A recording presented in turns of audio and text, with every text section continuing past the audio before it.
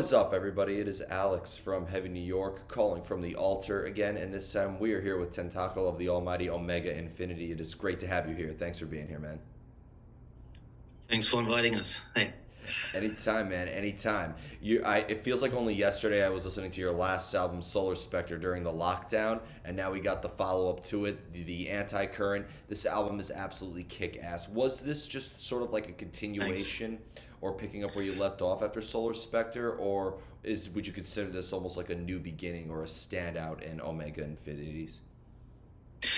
That's a funny question because I've answered that already a few times during the last weeks. And the surprise to everyone is, I think, that both albums are actually like 5 years old. When we started this project, I was like trying around composing stuff and writing and arranging songs. And we had a quite well, there was a deluge of songs coming out, and the first part went into Solar Spectre, which I believe was ready in the end of 2017 already. And the Anticurrent, the musical foundation, was already written, I think, 3 months after. The only thing that was missing was Zen's vocals. So basically, those two albums were written back to back. Solar Spectre was kind of us trying to get into the style, get into producing everything ourselves, because before that, I mean, we both have bands before Omega Infinity. Zen is still active with Nebulous Scars, of course, and I was playing in Totgelichter for up until that point. I think it was like 15 years. We had several studio productions behind us, and we know what to do, kind of, in theory. So Solar Spectre was experimenting with this, with the practice of everything. And when I was done with that, I immediately wrote more songs, and that became the Anticurrent, just 3 months later. So there is a development, but not exactly the one people would expect, I would say. Like, it's not that we put out Solar Spectre and then we started recording the new one. It was more like Solar Spectre was written, and then I took the experience from that and directly after that wrote the Anticurrent without even knowing like how Solar Spectre would appeal to people. Well, it's funny you mentioned that too, because I did notice a lot of changes between the Anticurrent and Solar Spectre, and it's not just the collaborations with Adrian of Seven Spires or Lindsay Skullcraft or whatnot. I've noticed that there's maybe a little bit more melody incorporated in there, and there's almost kind of like a certain type of emotion, and I also get a different vibe. I thought Solar Spectre really was a essence of organized, darkened chaos, and I feel like the Anticurrent has a real sort of like roller coaster of emotion behind it. But would you say that was sort of like intentional in a conceptual matter, even though they were written around the same time? You kind of wanted each album to sort of have like its own emotional experience? Yes and yes. I'm definitely trying, and I tried that before when I didn't write full songs for Totgelichter, but I was heavily involved in the writing process of everything, and we actively tried to prevent repeat stuff that we did before. So if we, for example, if we had a riff and we said like, okay, this sounds a bit like that other song that we did 2 years ago, we would try to find something else. And I think that's what I did with the Anticurrent. Solar Spectre was kind of a tabula rasa. I could, like, anything was possible. I tried out what we could do and what not. And I think one of the main points, or the main way that I compose, is like I create a certain mood, a certain atmosphere, with the drum tempi, with the riff moods, and then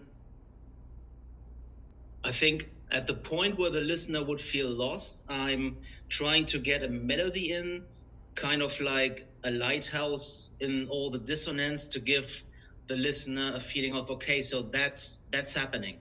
If you listen to Solar Spectre, you find that most things starts with aggressive bass, and after a few parts of that, melodies start kicking in.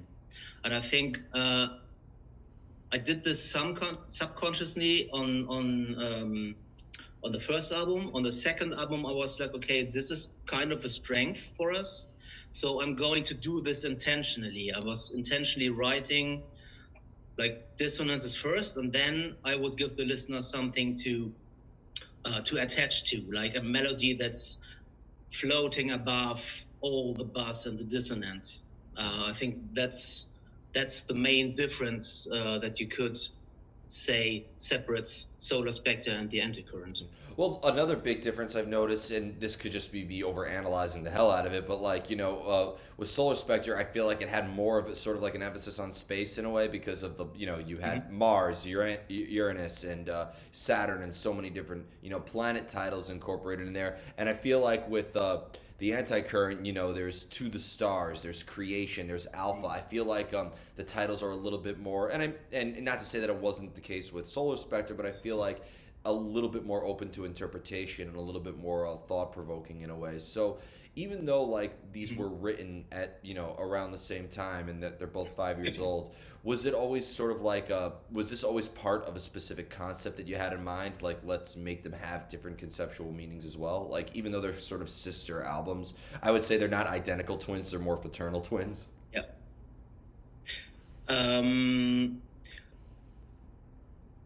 I think Solar Spectre or the focus on the solar system was to get an entry into all the space topics. It was like, okay, this is what people know, and it was kind of the first idea that we had and that we followed, and it was like, okay, we've got like 8 planets. I mean, people might say, yeah, what about Pluto? Make it an EP.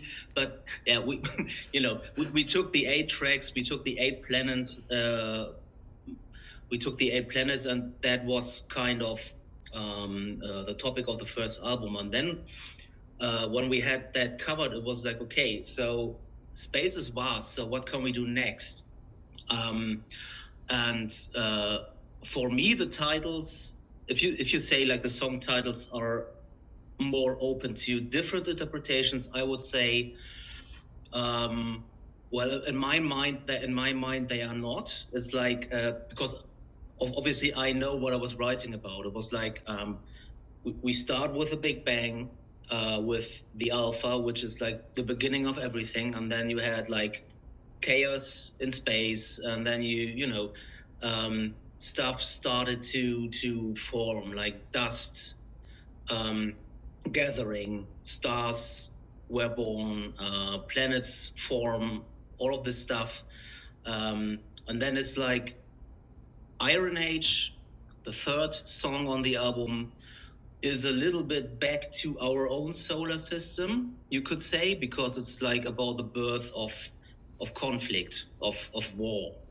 And assuming that there are other civilizations out there, which I would like to believe. It's not only humanity, but yeah, I think the topic of that is conflict in civilizations in general. Maybe kind of an evolution arc for civilizations in general, because like, yeah, banish us from Eden is okay. It's referring the Bible, obviously, that we were pushed out of paradise, but you could say it's about civilizations in general again. That at one point, a civilization can only survive if they stop conflicts, if they travel to the stars, if they expand, because we're living on one planet. There is this saying like there is no planet B. This is what Zen and I also believe, that we have to like watch out for our planet, and that we as a species can survive if we travel to the stars, if we expand. And all of this is obviously in vain when Death Race start, because Death Race is about the death of the universe by all stars dying and the whole universe imploding on itself in the last song. There is a theory that something has been like that there was something before the Big Bang, and I like to think it's just it's not based on anything or founded in science. There is no foundation in science. But I like to think that there was something before the Big Bang, that the universe is moving in circles, that you have like a Big Bang, everything expands, and then everything collapses again. You have like one big mass of everything. And there will be another Big Bang. And then you have a new universe being born. That's basically the whole concept of the album. Why do you feel that this style of, and not to pigeonhole by any means, but this style of real like chaotic black metal in a way is sort of like the best style? Like we've seen a band like Obscura bring elements of space and time in the universe. We've seen thrash metal bring space and time, and prog and all these different styles. So why do you feel that like this sort of aggressive style is the best sort of style? Black metal for space rather than the dark forests, as I call you guys. Yeah, I see what you mean. Funny thing is, like bands like Obscura or other prog bands is like they tend to paint the universe in a positive way, and I think the universe is like cold and hostile. It's beautiful, but it's also deadly, and which to me is black metal. Like it's beautiful, but it sounds hostile, and that's what I like about it. Yeah, I think that's the style that fits the best. It could obviously there are elements of death metal and industrial. Like industrial is also cold. Death metal can also be hostile, but I think black metal is, at least to me, the best association for space. 100% actually. I couldn't agree more because it's also very dark, and when you go out there and you go into space, your head will fucking explode and you could suffocate. There's all sorts of aspects behind space. I mean, you go into Jupiter, you'll be shredded to death, and because of its gaseous properties. So, but is this almost like your sort of own experience or your own interpretation or your own point of view? Or is like, would you say that for the concept, there is like a lot of research that's involved and there's a lot of looking at other mediums and a lot of exploration for your songwriting process? Spoiler alert, by the way, because you might have accidentally stepped over the topic of the third album. Oh, wow. Which is well, I can spoil a little bit. It's about things that could kill you out there. Wow. So, I'm but honored. yeah, it will come. Hopefully sooner than because between Solar Spectre and the Anticurrent is like, for the short period that we have written both albums, there's too many years in between. But pandemic stuff happened. Of course. Here we are. The third one will come faster, we promise. But back to the question. I think I lost the question there. Could you repeat the last? Yeah, no worries, no worries. Is it just like, is this your own point of view with regards to space and time in the universe? Yeah. Or is there like a lot of research conducted within the lyrical themes and the concepts? I have to be honest. I like to be inspired. I read a lot. I watch a lot. I like movies about space. I like books set in space. I like to play video games set in space. Like I just said in another interview that Mass Effect, for example, is a big inspiration. But it's not that I mean, I do read some scientific articles. It fascinates me. It interests me. But basically, you can say that my view on this is like artistic interpretation. But like it's like we try to channel what space feels like and what it means to us. We try to channel that and basically try to paint a picture of everything with music.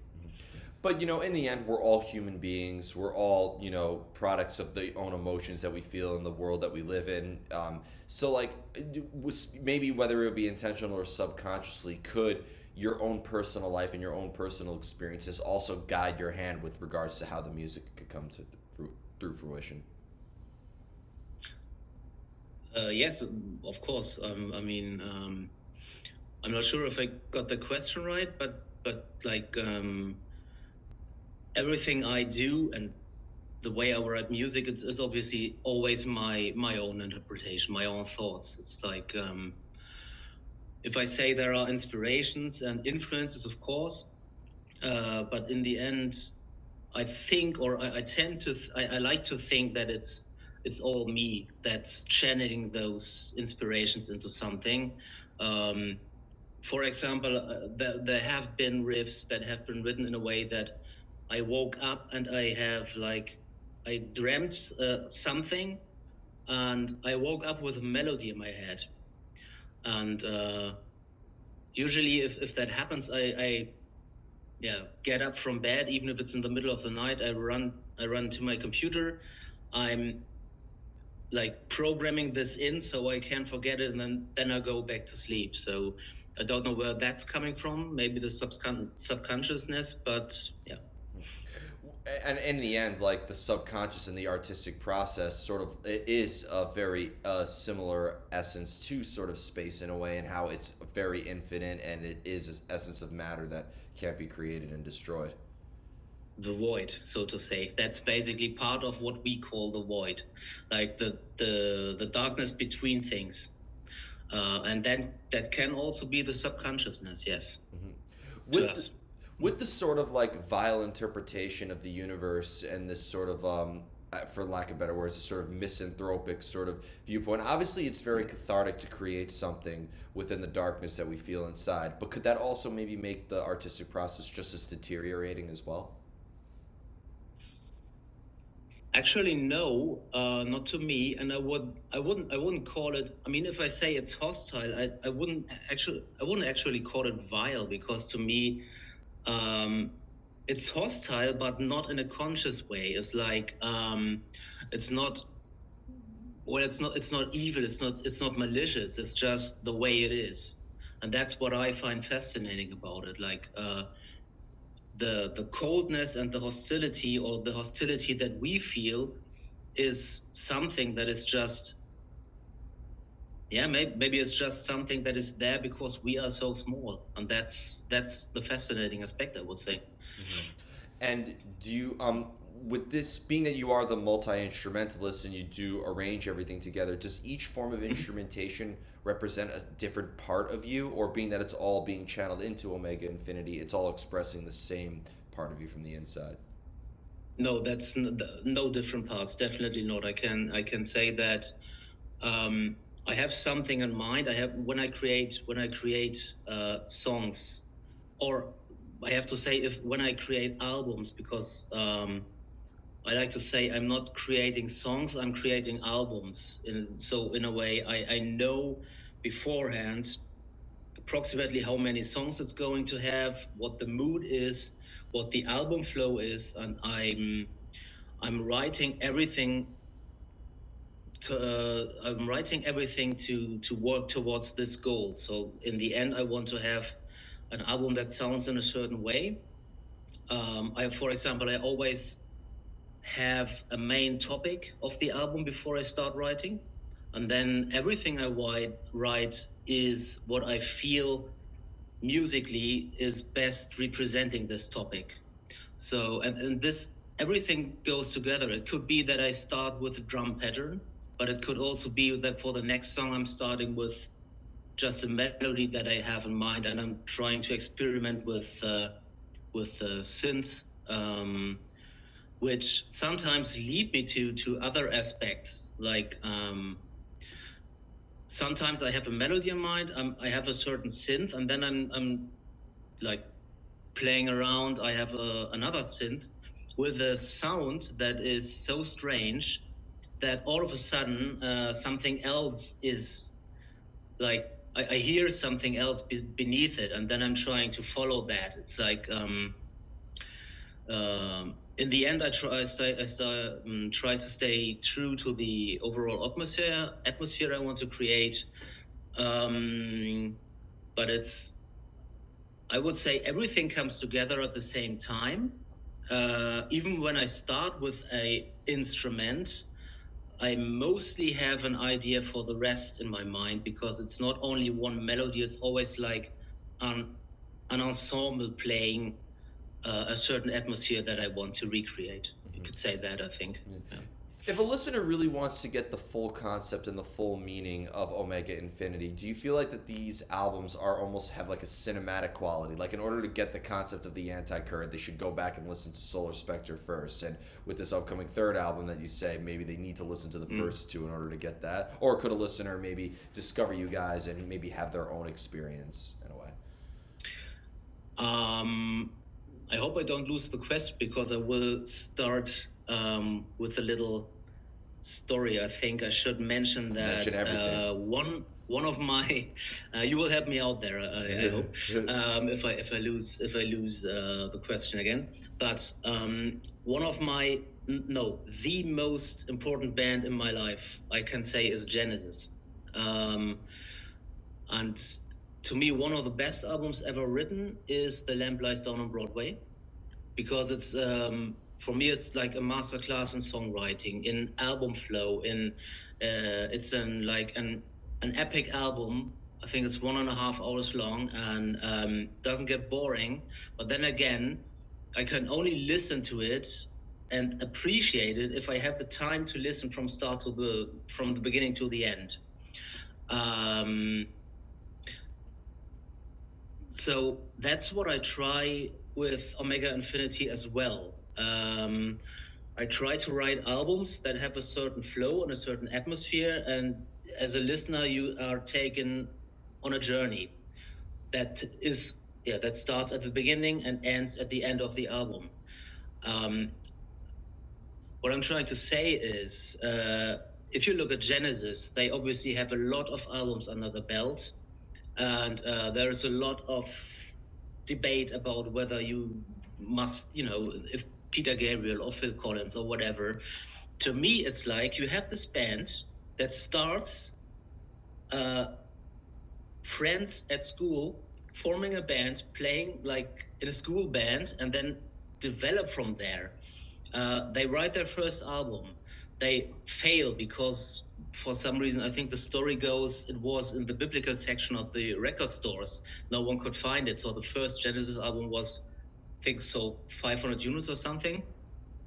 And then they had the second album. And then if you listen to the albums in chronological order, you see the development, you see the evolution. Even when Peter Gabriel left and Phil Collins took over, it's like there still is a continuous, what I would say, you don't have to love the albums, but it's like you can see a progression, and it's logical from album to album. So I like to think that in 10 years we can look back on Omega Infinity as well and see, okay, the albums are different, and each one had their own atmosphere and mood. And maybe the elements vary, because I think the elements that you find now on the second album, I think on the third album you will find other elements that define the album mood. So in 10 years, if you look back and say, okay, all the albums sound different, but they sound still like Omega Infinity, and you can see a logical progression in writing, in development, then I will be very happy, I think. You answered the question perfectly. You did not lose me. Like that was perfect. And the final question I wanted to ask you is turning to the concept, because I've always said that art is life, and it can grow and it could develop. Sometimes it could die. Mm-hmm. So do you feel that maybe the concept or even the music could also evolve over time as you evolve as an artist? Or do you prefer if everything that you create is more or less a snapshot of who you and Zen were at that particular time? I think both is correct, because it's always like when you have an album, it is always a snapshot of what you did, what your skills are at that point. And I like to think that I obviously progress as a songwriter, because if not, it would be very sad, I would say. Mm-hmm. when I when we recorded albums with Totgelichter, for example, I know that we lost a few fans over the course of our career, because we never stopped. We always developed, we progressed, we tried out different things, we tried out different styles, and you lose a few fans if you do that, of course, but you also gain new ones. And then you have also those who stick with you to the very end, from the beginning to the end, and those are the most dearest, because I think life is very boring if you stop progressing, if you stop learning, if you stop developing, or um, if you stop trying to look out for new things. I had a friend once who said, you stop liking new music after there was a study, I think it was like age 33 or something. He was like, after that, you don't really actively look for new music. And I was like, okay, that's kind of sad, because I'm 43 now and I still look for new music every day. I would say my taste is still the same, but I like to be surprised, and I like bands like Ulver, like Enslaved, like Genesis, aforementioned, that are constantly changing, and while presenting me with a steady core of what they do, and that doesn't need to be like, the musical foundation doesn't need to be the same, but the intention, if I can feel the same intention behind the band, it doesn't matter if it's like, just take over. Well, after Nathan's Madrigal, they had like William Blake's Themes of Heaven and Hell, which is like two so different albums in a way, but the intention, I think, was the same. Like, you could feel it's still the same band, but doing something completely different, which I was like, I find this challenging. I can't understand people who say like, okay, this is something new, I don't like it, I don't want it, I'm not even going to try. Yeah. Like, you will always have those people who say, okay, I know there are people out there who say, okay, Omega Infinity, first album, yeah, was good. Second album, nah. Yeah. Well, that's not Omega Infinity anymore. Yeah. Well, you're damned if you do and damned if you don't. If you exactly. stick with a certain sound, you're repetitive. If you experiment, you're directionless. So in the end, I think you have to go with your gut feeling, which I could definitely tell is something you go with in Omega Infinity. Thanks. Yeah. So before we go, I want to thank you so much for your time today. It was such a great conversation. Thank you. Is there just anything else with Omega Infinity that you would like to promote? The Anticurrent is coming out on February 24th. What else could we be expecting from Omega Infinity in the future? Well, a third album, not too far away, I hope. The thing is, we would like, now,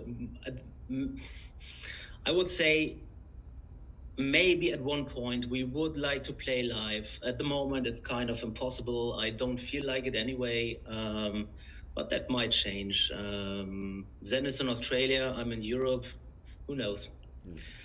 Maybe in the future we have possibilities to do that, but yeah, for now it's like writing more music. And I can tell you, it's not only the third album, there is more. I can't wait to hear it. So, yeah, but thank you so much, everybody. We are here with Omega Infinity, the Anticurrent, February 24th, out via Season and Mist. Be sure to pick that up. We will see you next time on Heavy New York.